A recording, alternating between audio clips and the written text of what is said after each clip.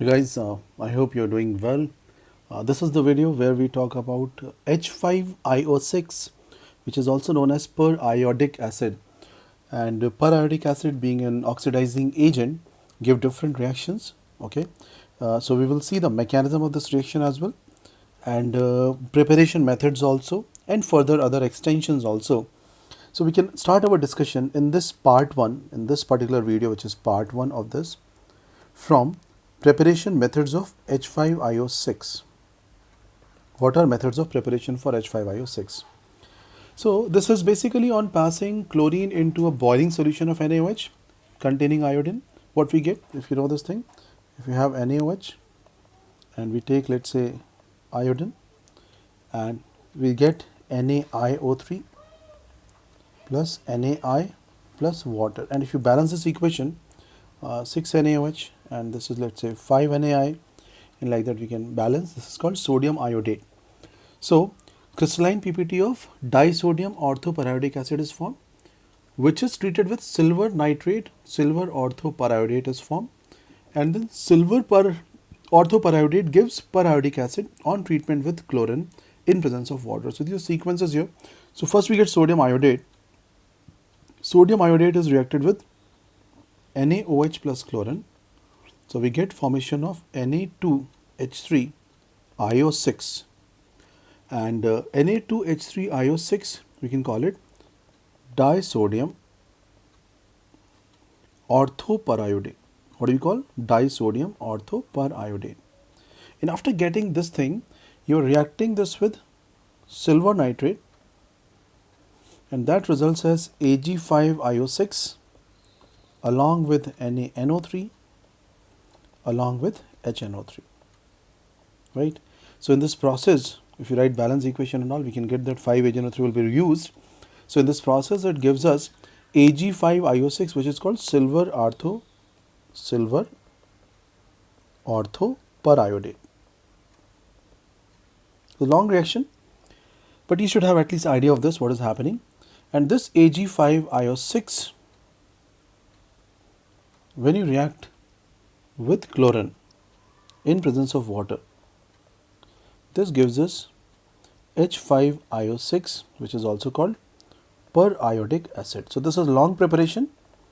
Periodic acid, when you draw periodic acid, what will be the structure of periodic acid? You will say I double bond O, OH, you can put OH and OH and one more OH. So how many OH right now?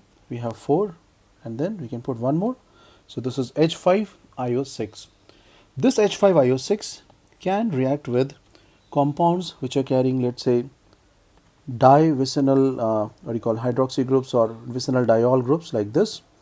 So what could be the mechanism process? How will they react? Let us see that. So you must have done earlier OSO4. If not, please revise that from my notes. So what can happen? This OH can go and attack on the corresponding H plus in both the situations. So the first step that we are going to form here is, in this question, the first step which we are going to form here is RCH OH2 plus connected RCH OH2 plus connected O minus iodine double bond OH, OH and O minus. Look at this structure. So total 6 oxygens are there, out of 2 are getting now O minus. Now these O minuses will be willing to attack here. Water can come out, okay, at both the places. So it will be part of the initial thing. We can solve RCH oxygen, CHR oxygen, iodine. Almost same thing you have done with MnO4 minus and OSO4 also. So with the same logic, same SYN attack, everything is applicable in this case. Later, once we get this kind of thing, after forming this kind of structure and all, what is the next step? Next step is we will then rearrange this particular thing, and the results will be, look at this. This part becomes RCHO. This part becomes RCH double bond O. This part becomes iodine having double bond O. Now double bond O, along with that, what it will have? It will have OH, OH, OH, which is basically HiO4. So this kind of result we can get, and this is the product. So eventually we understand it is breaking things into aldehydes, right? So this is the reaction of H5IO6. H5IO6 can be reacting in reactions like, for example, aldose and ketones also. And wherever you have OH-OH bond, you can break those bonds. So for example, if you're given any aldohexose, you will require 5 moles of H5IO6, and with 5 moles of H5IO6 we can get 5 units of HCOH and HCHO.